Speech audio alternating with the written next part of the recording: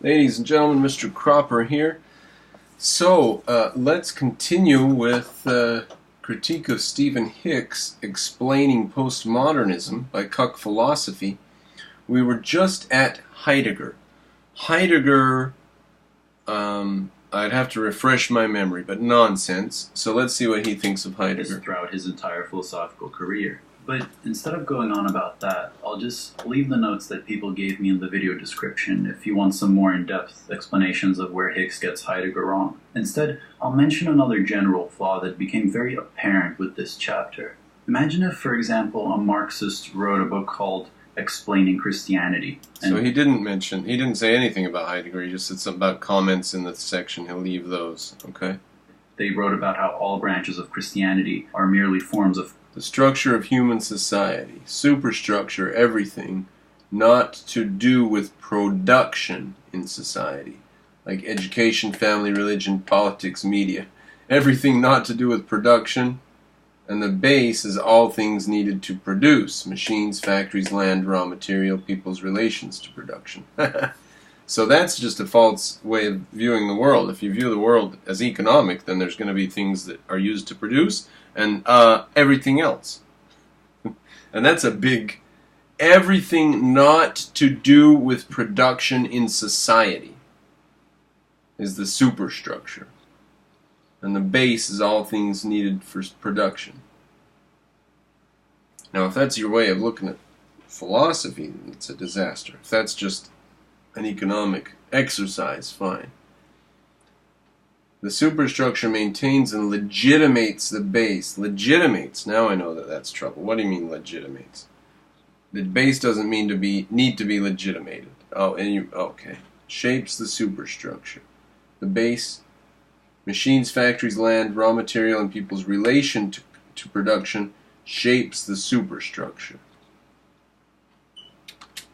Consciousness emerging from society's economic mode of production. This would be an explanation of Christianity from a Marxist framework, but it wouldn't be an explanation of the Christian framework itself, and so it wouldn't be a satisfactory explanation for people who actually want to learn about Christian doctrine. This is the problem with Hicks's account as well. Heidegger believed that we have strayed too far from being, and for that reason wanted to provide us with a new framework and new terminology to approach philosophy with. Establishing a new approach was his goal. However, Hicks, instead of letting this new approach emerge, continuously tries to force it into his own framework. And when this fails, he concludes that it's Heidegger's fault. So we can't question Heidegger or understand Heidegger because Heidegger said he was trying to do something different. So when we do question him, and when we do try to understand him, and we do try to work out exactly what he's saying, Cuck philosophy comes along and says, no, Heidegger said that he's trying to do something different. So you cannot look at him in the same way as everybody else. So let's say Heidegger was just playing a little mental trick, right? Let's say he was just playing a little stupid game that people could actually see through. Cuck philosophy is going to let him get away with it because we have to take him at his word that he was trying to do something different. We can't analyze his philosophy or think about it for ourselves or try to understand it in any terms. No, we just have to accept at face value what Heidegger himself said his philosophy was. Come to think of it, how could we do anything else? We have no connection to the real world or reality or any way to judge things objectively, since everything for him is a subjective miasma of nonsense. Therefore, how could you ever come to any conclusions about Heidegger's philosophy? The only objective thing that you can do is just read it and accept it and think about it on its own terms. See? So he's never going to be able to understand any given philosophy in relation to any other philosophy. Every philosophy that he is going to look at is going to be read in and by itself with blinders on, without a context, in a vacuum, unrelated to reality or other philosophies even. Or you can relate them to other philosophies as long as it's not Aristotelianism or objectivism, I'm sure. Problem that extends all the way from Hicks's account of Kant to his account of the postmodern philosophers. As my friend Traumazine explains, as for who we are, Pace Hicks, Heidegger does not merely swap out the term Dasein for subject, as if he's pouring old wine into new skins. Heidegger explicitly denies that Dasein is a subjectum. Oh, God. We'll just look at it here. As for who we are, Pace Hicks, Heidegger does not... Pace Hicks, does that mean as per Hicks? Heidegger does not merely swap out the term Dasein for subject. Heidegger explicitly denies that Dasein is a subjectum in being and time. Okay, well, so there we are. Hicks analyzes Heidegger and says that he's simply using Dasein as a subject. And Cuck philosophy says that can't be the case because Heidegger explicitly denies this. Well, can you judge for yourself, Cuck philosophy? Can you read Heidegger and see that he is using Dasein as the subject? And so there is a subject? Alright, we do not... Heidegger does not merely swap out the term Dasein for subject, as if he's pouring old wine into new skins. Yes, he does. Heidegger explicitly denies that Dasein is a subjectum. That just makes him a liar. This is why Hicks fails in this summary. We cannot enter into a good faith exploration of Heidegger's thought. See? You have to accept Heidegger on his own terms in a vacuum. You can't judge him, you can't think about him, you just have to accept him and go with the flow, baby. His understanding of being and Dasein with concepts such as self-identity or subject or man already in hand. Well, if it's the case that self-identity and the idea of a subject to something we're talking about, and man as a human being, the individual entity that measures existence in human philosophy, if those things are real, if they're actual objective concepts, then bringing them to your understanding of Heidegger is perfectly reasonable. It is asking Heidegger what he has to say about self-identity, the idea of it being a subject, and the idea of man. We'll bring these ideas to Heidegger and read Heidegger. No, no, no, you must not. What if Heidegger doesn't want to talk about subject? What if he doesn't want to talk about man? What if he wants his ideas to be floating and disconnected from values and from action and just be floating Platonic ideas? So we've got to accept Heidegger, and then if we do that, then we are crippled and we can never understand Heidegger. Then we just read Heidegger like a little zombie curly hair, little princess girl who's a zombie who just goes, oh, isn't this a lovely little philosophy to read? So that's what you're doing if you can't judge for yourself what you're reading. Why Hicks fails in this summary. We cannot enter into a good faith. Okay, and if we do, we're missing the entire point. Right, that's true. The entire point of Heidegger is to get you to play nonsense Platonic games, totally detached from reality, while pretending that some of the words in the sentences you're reading have no meaning at all, or some undecipherable meaning. So it is an exercise in reading without concretizing. That is Heidegger.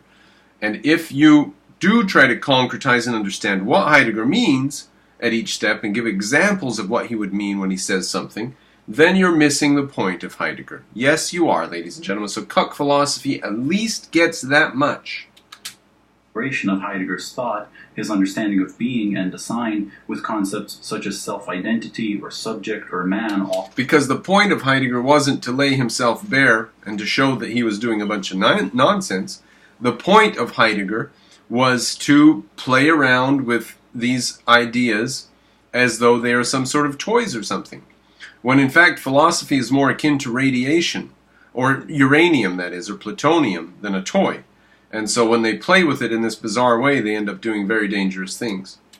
In hand. If we do, we're missing the entire point. Hicks hasn't made an effort to think being in a new key or manner. He's still thinking it on the basis that Heidegger is... Hicks hasn't made an effort to think being, that should be in quotes, in a new key or manner. To think of being? Why didn't he say that?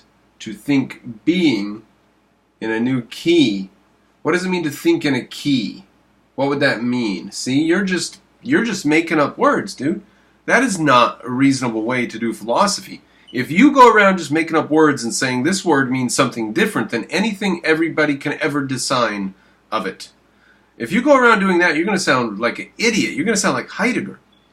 Now you want us to think in a new key. Hicks hasn't made an effort to think in a new key. See? You're going to have to come up with sloppy euphemisms. You're going to be speaking in euphemisms if you go down the Heideggerian road. Hicks is still thinking it on the basis that Heidegger is urging him to abandon. Well, can you judge for yourself whether Heidegger's instruction is legitimate? Like, if it's not a legitimate exercise, then we should judge Heidegger as a nonsense philosopher. Or can you not think for yourself, and the only thing you can do is read Heidegger and let him just take over your brain? Is that your method of philosophy? If so, please read Ayn Rand and stop reading everything else and let it take over your brain. But I don't think that's it. I think his method of philosophy is to unfocus. And whenever he has a desire to focus, he just bounces 3 or 4 more words into the sentence. Unfocus, unfocus, unfocus. That's the way he does philosophy. Him to abandon. And that's why, again, Hicks isn't really explaining postmodernism. Explaining it would involve... No, that's why Hicks is explaining it. He's not just putting it on as a costume and running around saying, look how colorful this is. He's taking it apart and saying, look at these parts, look at the pieces, look what's here. So, isn't that strange? In order to explain postmodernism, you would have to just accept it and go down the road with it. You couldn't question it and you couldn't judge it. That's the only way you could explain it, if what he just said is the case, if Hicks is not explaining it. What is Hicks doing then? He can't explain it because he doesn't accept it and just practice it. That would be the only way to explain it. Just accept it and run with it and not question or judge it. The problem with Hicks is he keeps questioning it, judging it, and offering his interpretation of it. Therefore, because he's questioning, judging, and interpreting it, he can therefore never explain it. Is that what he said or not? Actually letting the frameworks that these philosophers developed speak for themselves. Oh, see, if you let Heidegger's framework speak for itself, and Heidegger's framework is actually nonsense, then you're letting nonsense speak for itself. And where have you gotten? Either you can point out that it's nonsense, or you cannot point out that it's nonsense. He cannot point out that it's nonsense. He would accept it, he would put it on, and he would run around saying, this is Heidegger. And that's all he would be able to say. And we would say, that doesn't make sense. And he would say, no, no, no, it's Heidegger. And we would say, yeah, but it's nonsensical. And he'd say, no, no, no, this is Heidegger. From the very beginning of the book, Hicks is already operating from within his own framework. Not really even an Enlightenment framework, but a framework of a certain unpopular and narrow contemporary interpretation of the Enlightenment, namely the Randian objectivist. Yeah. Every philosopher he looks at, he views through this narrow framework, and when the frameworks that other philosophers use are incompatible with his, he thinks that's their fault. For a more simple and visual explanation, Hicks is basically picking up a square-shaped piece and trying to fit it through a round hole. And when this doesn't work... That doesn't reflect on Hicks, that reflects on you. Choosing an example like that has nothing to do. Hicks is taking his philosophy and reading other philosophers. And then you do that. That doesn't reflect poorly on Hicks, that reflects poorly on you. He blames the piece. So we're far into the video and we haven't even reached postmodernism in Hicks's historical account. So how did he do there? Well, criticizing his account is difficult, not because he provides good arguments, but because his most damning conclusions end up being basically slander with no sources. On page 90, following 4 full pages of ranting with not a single source, Hicks characterizes the postmodern left like... Well, give us some of that ranting. No, because there were no sources, so he doesn't want to put any of that ranting in there. I wish I had a copy of the book, and I would read pages 87, 88, 89, and 90. Because he says it's a bunch of ranting with no sources, and he's not going to touch any of it, is he? That is only logic and evidence. Logic and evidence are subjective. You cannot really prove anything. Feelings are deeper than logic, and our feelings say socialism. Okay, I'd like someone to find me a single source of any major postmodern philosopher saying that logic and evidence are irrelevant, that you can't prove anything, and that only feelings matter. That is a distillation of the modern view of philosophy. That is a distillation of every university professor in the land. So the only type of person who would need a source for that would be someone who's running a smear campaign and can't think for themselves and is speaking to an audience who can't think for themselves and doesn't mind doing crappy, junky smears in the vein of, or in supposedly in the vein of intellectual work. So that's garbage. Where? Transparent garbage. I have garbage. looked into many different kinds of postmodern theory, and never have I heard anyone say anything remotely similar. Hell, even on the... Well, nobody says it, but that's a distillation of what everybody says. I'm just going to go over it again real quick because it's perfect. That is only logic and evidence. Logic and evidence are subjective. You can't really prove anything. Yeah, what people say is, well, that's your truth, but this is true for me. So yeah, that's exactly what they say. Feelings are deeper than logic, yeah. I don't care about your logic and I don't care about your evidence. It's true for me. Our feelings, what I feel, yeah, it's true for me. Yep, no, that's perfect. And any honest audience member is going to read that and say, yeah, I hear that all the time. That is our culture. That is what people say all the time. And for him to just dismiss that and say, he doesn't provide a citation. I've never heard that ever in my life. Well, you are a bigger idiot every damn minute of this video, aren't you? Feelings are deeper than logic, and our feelings say socialism. Okay, I'd like someone to find me a single source of any major postmodern philosopher saying that logic and evidence are irrelevant, that you can't prove anything, and that only feelings matter. Just take your pick. Just pick any one and bring it to me and start reading, and that's what we'll find. Where? Because I have looked into many different kinds of postmodern theory, and never have I heard anyone say anything remotely similar. Well, you're displaying your intelligence right now, because your audience knows that that is a perfect distillation of the subject. Even on the mess that is internet discourse, I've been in postmodern circles, and not even there have I ever heard anyone say that logic and evidence don't matter. I mean, I might have missed it, but Hicks has no sources. You say that logic and evidence don't matter when you say we should accept Heidegger on his own grounds, or we're missing the point. Why would we apply logic to Heidegger, and why would we try to reduce him to some concretes and try to actually figure out what he actually means? We have to accept him on his own grounds. So you did it just minutes ago in this very video. You yourself are an example of dispensing with logic, dispensing with evidence, and just going with your feelings. You don't like Hicks' view of philosophers. So you just say, Hicks doesn't have a normal view of philosophers. A lot of people differ from Hicks. Therefore, Hicks is insane.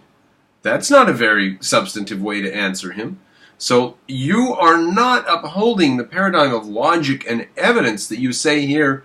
Nobody ever dismisses logic and evidence. Well, except for you in your entire damn video in every single argument. This amounts to middle school level slander that even middle school... You would have to go to school for many years to rise to the level of middle school. This stuff would approximately fool young middle schoolers, 10, 11 years old. 14 and up would be able to see right through all the garbage you're doing. Embarrassed by. I believe in logic. My opponents don't. I believe in evidence. My opponents don't. I am rational. My opponents aren't.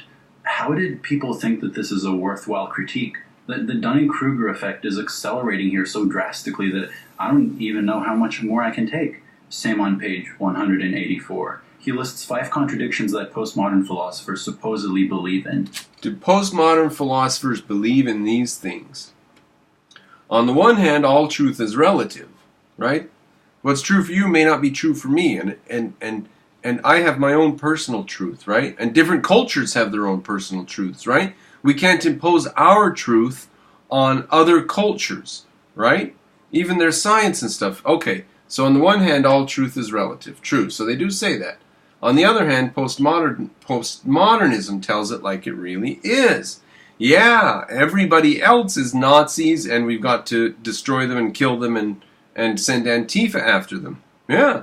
So, everyone's wrong except the postmodernists, and we can never really tell who's right or wrong about anything, but they're the ones that are right. Yep, that's what they say. Okay.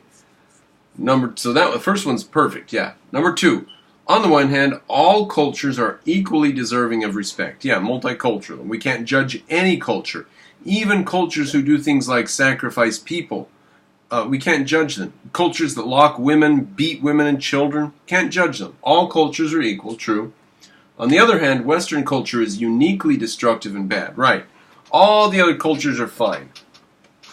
But Western culture, right? Now, you fill in the blanks. What have you heard, ladies and gentlemen? Western culture is imperialistic. Western culture is materialistic. Western culture is industrial. What is it? What is it? Western culture uses reason and rationality, which are offensive to the human condition. What is it? What's the problem with Western culture? You fill in the blank. You've heard this all your lives. So, Western culture is uniquely destructive and bad according to postmodernism. And they also say all cultures are equal, except Western culture is uniquely bad. Number 2 is correct. Number 3, values are subjective, but, so you can choose any values you want, nobody can judge them. Unless you're sexist or racist. That's truly evil. So we don't know about anything else being evil or bad or right or wrong, and we can't judge anybody, but you can't be sexist or racist. You can be sexist if you're a Muslim. See? And that's where the contradictions start rolling in. Technology is bad and destructive. Yes, they do say that. That's the whole green movement. And it is unfair that some people have more technology than others. Yes, they do say that. They guilt trip us and say we need to spend more money in the rest of the world and send our money over there, just give money away and equalize the world. Yeah. So make up your mind. Do you want them to have technology like us? Or should we get rid of our technology? And they say yes.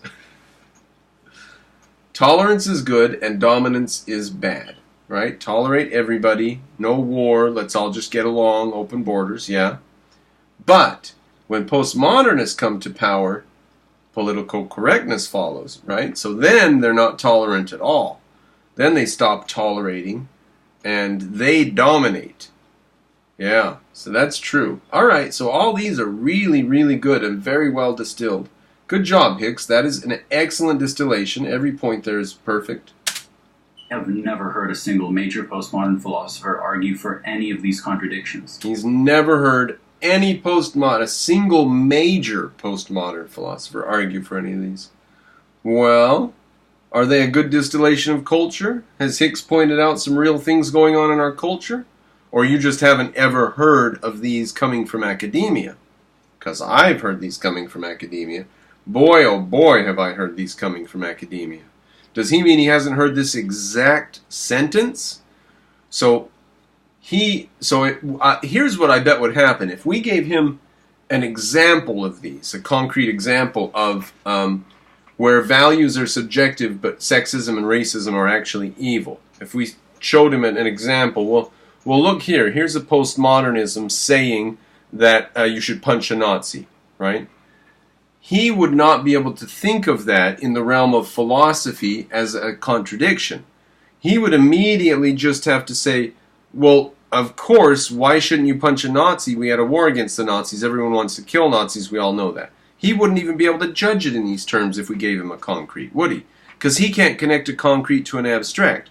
He sees all these as abstracts, and no professor he's ever heard of has ever said anything about any of these abstractions, which isn't true. That just means he's a total numbskull, and he's denying these things in public because he's trying to fool a batch of drooling fools. But these are all perfectly good distillations of the point. For all we know, neither has Hicks, because again, there are no sources. There's not even enough substance here in order for something to be criticized. And it's not just So he's not going to criticize that absolutely excellent distillation of the point. Won't even criticize it because there's no substance there. Well, who do you think looks like the idiot if you think that that whole distillation had no substance? Who do you think looks like the idiot?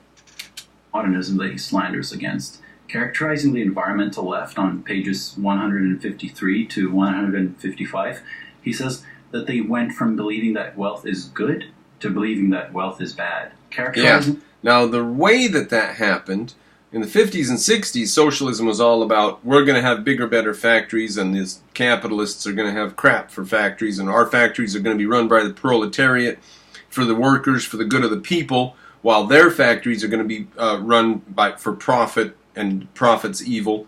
So it was all about more wealth, and Khrushchev took his shoe off and hit the podium at the UN, and he said, "We will bury you." And then he explained later, we meant with goods. We're going to produce so many goods, we're just going to bury you guys with goods. So, they used to say wealth is good. Now they say minimize, use less, waste is bad, trash is bad, recycling is good, solar panels, carbon footprint is bad. So yeah, they used to say wealth is good, now they say wealth is bad. They used to be for industrialization, now they're against industrialization. And the reason the left turned that corner, Ayn Rand thinks anyways, I think it's reasonable, I think it's obvious. They turned that corner because they saw they could not maintain industrial civilization. They just couldn't maintain it. So they had to question it, whether it's any good at all. And the damage done to the environment in Russia far exceeds anything done in the United States. They have a much worse situation over there because of Soviet malfeasance. Movement, he says, quote, "Capitalism, since it is so good at producing wealth, must therefore be the environment's number one enemy." Yeah. Again, just slander. Even anarcho-primitivists, who go as far as rejecting civilization itself, do not say that wealth is bad. Instead, they criticize our organizational structures. Again, there's no... So nobody says that wealth is bad? Environmentalism doesn't say that wealth is bad? Nobody says that wealth is bad? Even anarcho-structuralists don't say wealth is bad? Other than a smug quote from Ayn Rand. Surely that's how scholarship works, right? On page 157, he says that, quote, "Frankfurt School theorizing had suggested that Marxism was too wedded to reason. That reason led to major social pathologies." Again, no source. So I can only guess that he's referring to the Frankfurt School's criticism of instrumental reason, which, if that's the case, Hicks completely misunderstands. No source. So I can only guess... Again, there's no source here other than a smug quote from Ayn Rand. Surely that's how scholarship works, What was the quote from Rand? On page 157, he says that, quote... What was the smug quote? You're not going to give the smug quote? This is a quote from Hicks. You're not even going to give the smug quote? That's rude. Call it a smug quote and not tell us what it was. That's smug. You're smug. The quote we don't know about. We can't judge for ourselves, but you're smug. Alright, Frankfurt School theorizing suggested that Marxism was too wedded to reason, and that reason led to major social pathologies. Now, why would Marxism be too wedded to reason? Marxism followed on the heels of Immanuel Kant, who destroyed reason. But Immanuel Kant paid lip service to reason the whole time. He said he was saving reason. So, Immanuel Kant says, "I've saved reason, ta-da!" And Marx takes it and says, "Wow, now we have reason, saved, perfect reason, good reason, pure reason." And so he goes forward with reason. So he also pays lip service to reason and makes his structure rational and tries to reason and rational. Everything's rational and reasonable within his structure of mistakes, right? So the Frankfurt School comes and they say Kant destroyed reason. Marx started implementing that destruction. We need to continue with the implementing of Kant's destruction and go further than Kant, or go further than Marx, and destroy more reason. And that was the Frankfurt School. So, are you going to reply to that? Frankfurt School theorizing had suggested that Marxism was too wedded to reason. That reason led to major social pathologies. Again, no source. So I can only guess that he's referring to the Frankfurt School's criticism of instrumental reason, which, if that's the case, Hicks completely misunderstands. The reason they critiqued instrumental reason was not because it was too rational, but because it was not rational enough. Oh, all right. So they went and destroyed reason even further to the point where Marx and any vestiges of respect he had for reason were thrown out, and now everything is total whim and total anarchy and total subjectivity in the Frankfurt School. And Cuck philosophy says that they resurrected reason, or were saving reason, or were bringing it back, or were defending reason? Really? So is postmodernism for him reason? Because that seems like it would right now. It seems like his definition of reason is postmodernism. School's criticism of instrumental reason, which, if that's the case, Hicks completely misunderstands. The reason they critiqued instrumental reason was not because it was too rational, but because it was not rational enough. It led to irrational outcomes. It was a matter of rational means leading to irrational ends. As a quick example, you can think of how we have McDonald's using completely rational means to make their burger production as fast, productive, and cost-effective as possible. All right, so here we're dropping the context of what rational and irrational mean, and you're just using the term in a Platonic floating sense divorced from reality. Rational and irrational have to occur in a context. So what are we going to say? They were rational in that they made food at the lowest possible price, but the irrational outcome is that people are getting fat and diseased. Is that what it's going to be? Or else they can't afford to pay workers enough, so people are working at McDonald's and they're poor? Something like that? People buying burgers for completely rational reasons. They don't have enough time to make their own food, and they don't have enough money to buy something better. However, all this instrumental rationality... Yeah, so it led to poor quality food going to the people, even though McDonald's was being rational. So that right there is dropping the context of what it means to be rational. You drop the context of the fact that those people can decide for themselves whether to eat at McDonald's, and you just superimpose on that whole situation your equivocal meaning, your equivocation, your conflation of rationality with your goals, which is to control society into being healthier in this particular case because you hate McDonald's and you think that they serve fatty, disgusting food. So, because you hate some fast food chain, you're going to redefine a term in philosophy? You're going to redefine what rational means? Now McDonald's is being irrational because people get fat, disgusting food that you don't like? See? Garbage. Garbage. So, if that is the Frankfurt School, if that's an example from the Frankfurt School of their type of what being rational and saving rationality is, well, you can judge for yourself, ladies and gentlemen. Leading to irrational outcomes, mass consumption of low-quality food, and the massive society-wide health problems that it leads to. To say that the Frankfurt School simply wanted to be less rational is silly. Also to say that rationality consists of judging everybody that goes to McDonald's and you're going to redefine the term rational because you don't like McDonald's, that's silly. The Frankfurt School was a nest of some of the most treasonous people in history, and they hated reason. And they destroyed it at every bounds. And the best way to destroy reason is to say, here, I have some reason for you. This is a new, better form of reason that's more advanced and has a lot of problems worked out that older systems, and you give this to them, and this is your system, and it's junk, and it shuts off the older system. They can't use the older systems or understand them. That's how you destroy reason. By calling something reason which is not. Then people forget what reason really is. Like this guy. This guy's trapped. Alright, the video's getting long, so let us stop there and we will continue. We're at 41 minutes, 44 seconds. Oh, we've only got 10 minutes left, or 9 minutes left. 11 minutes left. We're doomed. I don't know if we can make it 11 more minutes. There's garbage.